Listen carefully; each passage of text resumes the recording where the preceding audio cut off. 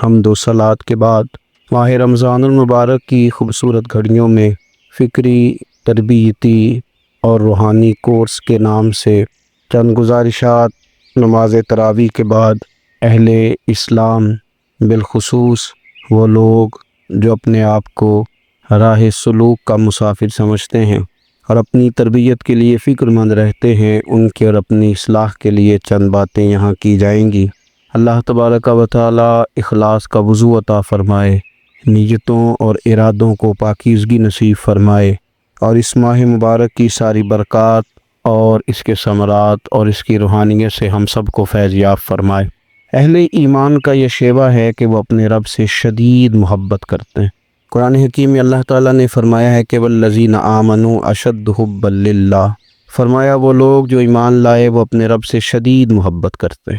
وہ جب اپنے رب کی نعمتوں کو یاد کرتے ہیں، جب وہ اپنے مالک کے احسانات کا تصور کرتے ہیں، جب وہ اپنے رب کے بے پایا کرم کی طرف دیکھتے ہیں تو اپنے مالک سے شدید محبت کرتے ہیں، اور جب وہ اپنے مالک سے اس قدر زیادہ بڑھ کے محبت کرتے ہیں تو پھر وہ ان سب تقاضوں کو پورا کرنا چاہتے ہیں، ان سب چیزوں کی طرف بڑھنا چاہتے ہیں جو انہیں اللہ تبارک و تعالیٰ کی محبت کی طرف لے کر کے جاتی ہے۔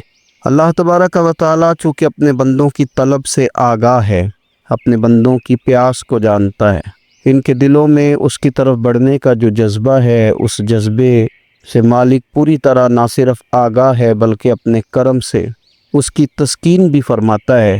تو اللہ تبارک و تعالیٰ نے وہ سارے راستے ہمیں عطا فرمائے جو رب کریم کی محبت کی طرف ہمیں لے جاتے ہیں اور اس کی محبت کی لذت ہمارے دلوں کے اندر پیدا کرتے ہیں۔ جب اہل ایمان اللہ سے بڑھ چڑھ کے محبت کریں اور اپنے مالک کی طرف وہ سب سے زیادہ اپنے قدموں کو، اپنے دلوں کو، اپنی توجہ کو بڑھائیں، تو انہیں کچھ کام ایسے ہیں جو زیادہ کرنے چاہیے۔ ان کاموں میں سے ایک بڑا کام یہ ہے کہ وہ اپنے رب کی عبادت کریں۔ عبادت تو رب کے ہر حکم کو تسلیم کر لینے کا نام ہے، لیکن ہمارے ہاں عبادت کا تصور اکثر نماز کے لیے لیا جاتا ہے۔ قرآن حکیم میں اللہ تعالیٰ نے ارشاد فرمایا یا ایھا الناس اعبدوا ربکم الذی خلقکم والذین من قبلکم لعلکم تتقون، فرمایا لوگوں اپنے رب کی عبادت کرو جس نے تمہیں پیدا کیا اور تم سے پہلے لوگوں کو پیدا کیا، اور اس امید پر اپنے رب کی عبادت کرو کہ لعلکم تتقون، تاکہ تم پرہیزگار بن جاؤ۔ اپنے مالک کے حضور اپنی پیشانی کو جھکا دینا عبادت انتہائی درجے کی عاجزی کو کہتے ہیں۔ اپنی پیشانی کو، اپنے ناک کو، اپنے پورے وجود کو اپنے مالک کے حضور انتہائی عاجزی کے ساتھ جھکا دینا، اور ساری بلندیاں اور ساری رفعتیں اور ساری عظمتیں رب ہی کی تسلیم کرنا، اس کا نام عبادت ہے۔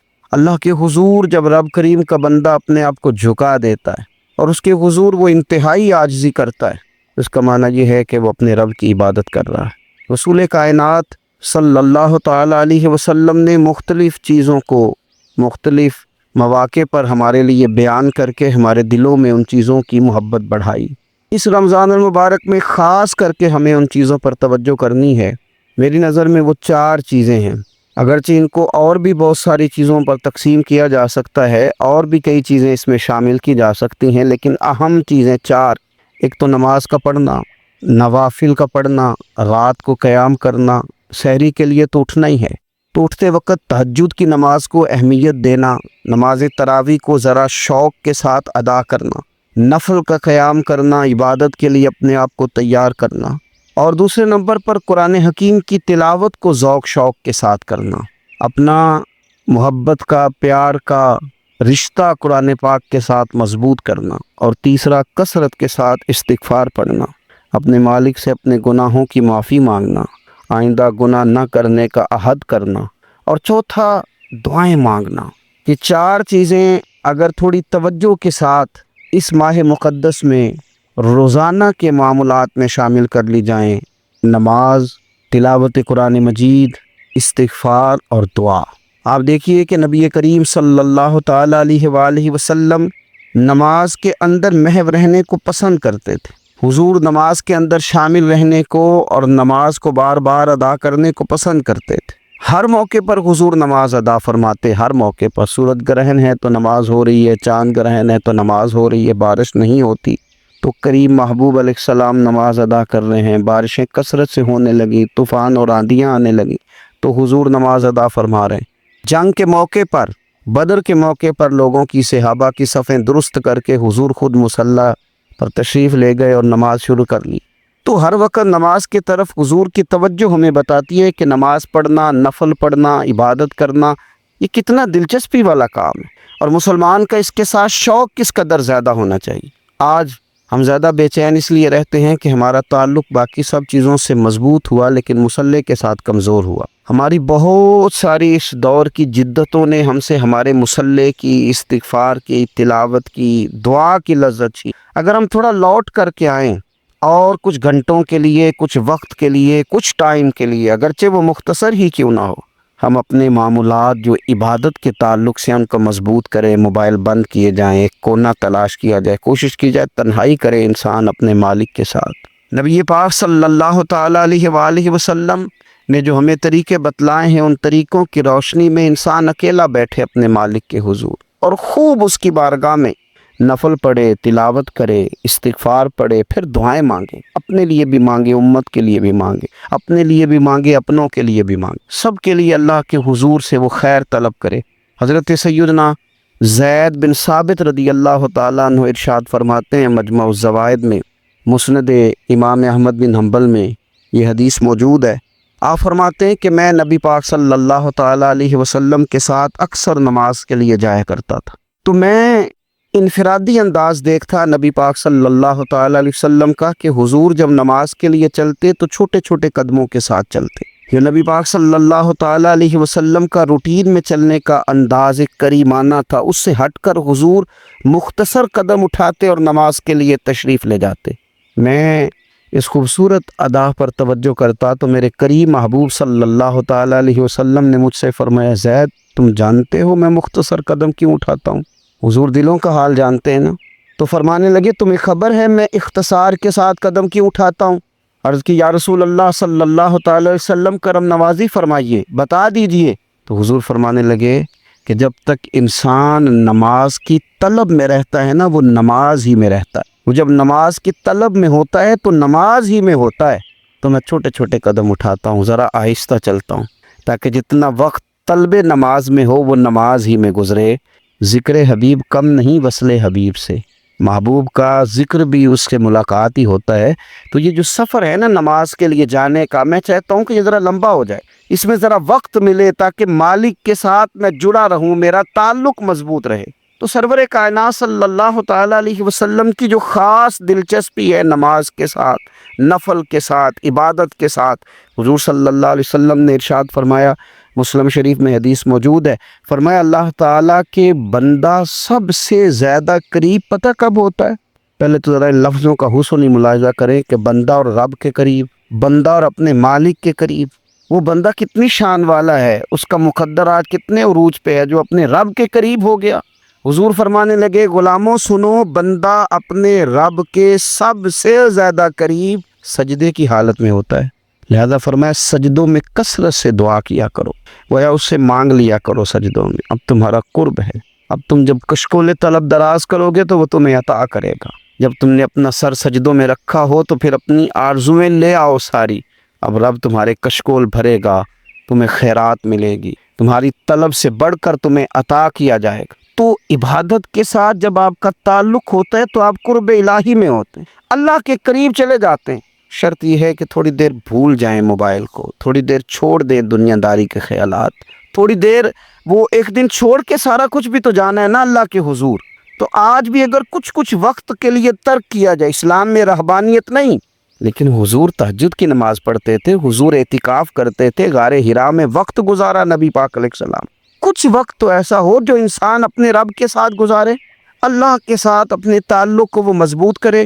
دیکھیے حضرت سیدنا یوسف بن عبداللہ بن سلام رضی اللہ تعالیٰ عنہ، یہ حضرت عبداللہ بن سلام رضی اللہ تعالیٰ عنہ معروف صحابی رسول صلی اللہ تعالیٰ علیہ وسلم کے صاحبزادے، یہ حضرت ابو دردہ رضی اللہ تعالیٰ عنہ سے ملنے کے لیے تشریف لے گئے۔ فرماتے ہیں کہ جب میں ان سے ملنے کے لیے گیا تو شدید علیل تھے حضرت سیدنا ابو دردہ رضی اللہ تعالیٰ، بڑے جلیل القدر صحابی ہیں اور بڑے صاحب الرائے آدمی. حضرت عمر فاروق رضی اللہ تعالیٰ عنہ اکثر ان سے مشورہ لیا کرتے. فرماتے ہیں میں جب ان سے ملنے کے لیے گیا تو وہ سخت بیمار تھے اور اسی بیماری میں ان کا وصال ہوا. میں ان سے ملنے گیا تو مجھ سے کہنے لگے کہ بھتیجے، حضرت عبداللہ ابن سلام کے بیٹے ہیں نا یوسف بن عبداللہ، تو وہ چونکہ ان کا دوستانہ تھا، کہنے لگے بھتیجے تم اس شہر میں کس طرح آئے؟ تو جناب یوسف بن عبداللہ کہتے ہیں میں نے عرض کی کہ آپ کا میرے والد کے ساتھ جو تعلق تھا، جو دوستانہ تھا، اس تعلق نے مجھے مجبور کیا کہ میں آپ کی تیمارداری کروں. تو فرماتے ہیں میں تو تیمارداری کرنے گیا تھا، ان کا حال پوچھنا تھا، لیکن یہ لوگ جو حضور کے دین کی تبلیغ کے لیے جذبات رکھتے تھے اور ایک دوسرے کو اللہ کی جانب متوجہ کرنے کا جو جذبہ رکھتے تھے، وہ بڑا انوکھا ہے. ایک شخص تیمارداری کرنے گیا ہے تو حضرت سیدنا ابو درداء رضی اللہ تعالیٰ عنہ فرمانے لگے بھتیجے میں اس وقت اس کیفیت میں ہوں کہ جھوٹ بولنا بہت برا ہے، یعنی جھوٹ بول ہی نہیں سکتا کہ اس بیماری میں ہوں کہ جس میں مجھے لگتا ہے کہ میں دنیا سے چلا جاؤں گا. فرمانے لگے اللہ کی قسم میں نے خود رسول پاک صلی اللہ علیہ وسلم سے سنا ہے کہ جو شخص اچھے طریقے سے وضو کرے وہ تیمارداری کرنے آئے اور یہ ان کو نماز کی طرف، عبادت کی طرف مائل کر رہے ہیں. فرماتے میں نے خود حضور صلی اللہ علیہ وسلم سے سنا ہے کہ جو شخص اچھے طریقے سے وضو کرے پھر 2 رکعتیں نماز پڑھ لے یا 4 رکعتیں نماز پڑھ لے، اخلاص کے ساتھ پڑھے، اچھا وضو کرے، 2 رکعتیں پڑھ لے یا 4 پڑھ لے، یعنی 2 نفل ادا کرے یا 4 کر لے، اور پھر وہ خلوص کے ساتھ اپنے رب سے مغفرت طلب کرے تو اللہ اس بندے کی بخشش فرما دے. یہ میں نے سنا ہے حضور سے، یہ میں نے خود سنا ہے. مرض وصال میں سیدنا ابو درداء رضی اللہ تعالیٰ عنہ اس کو بیان کرتے ہیں. تو رمضان المبارک کے اندر ہمیں موقع ملتا ہے نماز پڑھنے کا، نماز تراویح کا، رات کے قیام کا موقع میسر آتا ہے. ایک تو عشاء کے بعد موقع ملا تراویح پڑھنے کے کہ یہ کہ ہم کو سحری میں اٹھنا ہے، اور تہجد کی وہ خاص فضیلتیں جو عام دنوں میں کئی دفعہ مشکل ہوتی ہیں وہ اٹھنا تو ہے. اگر تھوڑا سا 10 منٹ پہلے اٹھا جائے، وضو کیا جائے، اچھے طریقے سے کچھ نوافل ادا کر لیے جائیں، پھر سحری کے معاملات میں مشغول ہوا جائے. نبی پاک صلی اللہ تعالیٰ علیہ وآلہ وسلم ارشاد فرماتے ہیں، یہ ترمذی شریف کی حدیث ہے، حضور علیہ الصلوۃ والسلام نے ارشاد فرمایا کہ رات کا قیام اپنے اوپر لازم کر لو. اگرچہ یہ لازم کرنا یہ استحبابی حکم ہے، حضور صلی اللہ تعالی علیہ وسلم نے اسے فرض قرار نہیں دیا، لیکن حضور شوق دلاتے ہیں. فرمایا رات کا قیام، رات کا قیام، ساون کی کالی راتوں میں جب بوندا باندی ہوتی ہے، وہ راتوں کو اٹھ اٹھ روتے ہیں جب خلقت ساری سوتی ہے. اور حضرت میاں صاحب رحمۃ اللہ علیہ نے فرمایا تھا کہ رات پوے تے بے دردانو نیند پیاری آوے تے درد مندانو یاد سجن دی ستیاں وی آن جگاوے. فرمایا رات کا قیام، حضور سید عالم صلی اللہ تعالی علیہ وسلم فرماتے ہیں رات کا قیام اپنے اوپر لازم کر لو، اس لیے کہ یہ رات کا قیام تم سے پہلے نیک لوگوں کا طریقہ ہے اور یہ تمہارے لیے قرب خداوندی کا باعث ہے، یہ تمہیں اللہ کے قریب کر دے گا. اور حضور صلی اللہ تعالی علیہ وسلم فرمانے لگے یہ رات کا قیام تمہاری برائیوں کو مٹا دے گا اور یہ تمہیں گناہوں سے روک لے گا، گویا رب کریم تمہیں معافی عطا فرمائے گا، یہ تمہارے لیے بخشش کا ذریعہ بن جائے گا. یہ برائیوں کو مٹانے والا ہے رات کا قیام، یہ گناہوں سے روکنے والا ہے رات کا قیام. تو نماز کی طرف خاص توجہ کریں. اسی طرح کا معاملہ تھوڑا سا ہمیں ذوق کے ساتھ قرآن پاک کی تلاوت کے ساتھ اپنے آپ کو وابستہ کرنا چاہیے. بہقی شریف میں حدیث ہے، نبی پاک صلی اللہ تعالی علیہ وسلم نے فرمایا میری امت کی سب سے افضل عبادت تلاوت قرآن ہے، سب سے افضل عبادت تلاوت قرآن ہے. اور حضور صلی اللہ تعالی علیہ وسلم فرماتے ہیں قیامت کے دن قرآن پڑھنے والے سے کہا جائے گا تو پڑھ، تو جتنی آیتیں پڑھتا جائے گا رب تیرے اتنے درجے بلند کرتا جائے گا. تلاوت قرآن کے ساتھ خاص ذوق. رمضان شریف کے اندر گھروں کے اندر اگر قرآن پاک کی تلاوت کی جائے، ہم دیکھتے تھے جب دیہاتوں میں ہوتے تھے تو گھر کے اندر بڑا ذوق ہوتا تھا قرآن پاک کی تلاوت کا. بہن بھائی ایک دوسرے سے پوچھتے تھے تیرا کون سا سپارہ ہے، تو کہتے تھے میں کیوں بتاؤں، تو بتا تیرا کون سا ہے. کیوں؟ اس لیے کہ ایک شوق ہوتا تھا کہ ایک دوسرے سے آگے بڑھنا. تو نبی پاک صلی اللہ تعالی علیہ وسلم نے فرمایا دنیا میں قرآن مجید پڑھتا تھا، اس سے قیامت کے دن بھی کہا جائے گا کہ اب تو پڑھنا، تو وہ جتنی آیات پڑھے گا رب اس کے اتنے درجے بلند کرے گا. تو رمضان شریف کے اندر خاص ذوق قرآن مجید کی تلاوت کا. پھر اسی طرح کا معاملہ استغفار کے ساتھ، نفل پڑھے جائیں، تلاوت کی جائے اور پھر استغفار کثرت سے پڑھا جائے، استغفار کثرت سے پڑھا جائے. نبی پاک صلی اللہ تعالیٰ علیہ وسلم کا نا محبوب وظیفہ استغفار پڑھنا، اللہ کے حضور توجہ کرنا، توبہ کرنا۔ حضور تو معصوم ہے، نبی پاک تو معصوم عن الخطا، حضور سے تو معاذ اللہ کوئی گناہ سرزد ہوتا ہی نہیں، اور انبیاء کے بارے میں جو کوئی ایسے نظریات رکھے وہ گمراہ ہے۔ لیکن حضور صلی اللہ تعالیٰ علیہ وسلم نے فرمایا لوگو، یہ بخاری مسلم میں حدیث ہے، فرمایا لوگو اللہ تبارک و تعالیٰ کی بارگاہ میں توبہ کرو، بخشش طلب کرو۔ حضور فرماتے ہیں میں دن میں 100 مرتبہ اپنے رب کی بارگاہ میں توبہ کرتا ہوں۔ حضور تو معصوم ہے۔ یہ توبہ کس لیے ہے؟ یہ تعلیم امت کے لیے، یہ ہمیں سمجھانے کے لیے، یہ ہماری توجہ دلانے کے، یہ بتانے کے لیے ہے کہ یہ استغفار درجات کو بلند کرتا ہے، اللہ کی طرف رجوع کرنے کے لیے کثرت کے ساتھ استغفار کی جائے، اپنے رب سے معافی مانگی جائے۔ ہم انسان ہیں، کچھ غلطیاں نہ چاہتے ہوئے بھی ہو جاتی، بہت کوشش کے باوجود کچھ چیزوں پر کنٹرول نہیں رکھ پاتے، ہم سے سرزد ہو جاتی ہیں۔ رمضان کی ساعتوں میں، صبحوں میں، شاموں میں، سحری میں، افطار میں، تراویح میں، تہجد میں اگر اللہ کے حضور استغفار کی جائے، اللہ کے حضور استغفار کی جائے۔ مسند امام احمد بن حنبل میں حدیث ہے، حضور صلی اللہ تعالیٰ علیہ وسلم فرماتے ہیں، اور یہ حدیث اتنی زیادہ انسان کو خوشی دیتی ہے اور رب کی رحمت کو بندے کے اتنا قریب کر دیتی، اتنا اللہ کے قریب کر دیتی ہے کہ انسان جھوم اٹھتا ہے۔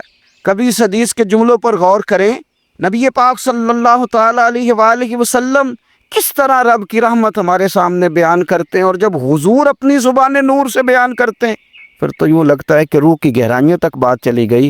حضور سید عالم صلی اللہ تعالیٰ علیہ وسلم فرماتے ہیں شیطان نے رب کریم کی بارگاہ میں یہ کہا تھا کہ اے مالک مجھے تیری عزت کی قسم، جب تک ان لوگوں کے جسموں میں روح رہے گی میں انہیں گمراہ کرتا رہوں گا۔ جب اللہ نے اسے کہا نا کہ تو نکل جا، تو مردود ہے، تو اس نے کہا مجھے تیری عزت کی قسم، جب تک ان کے جسموں میں روح باقی ہے میں انہیں گمراہ کرتا رہوں گا۔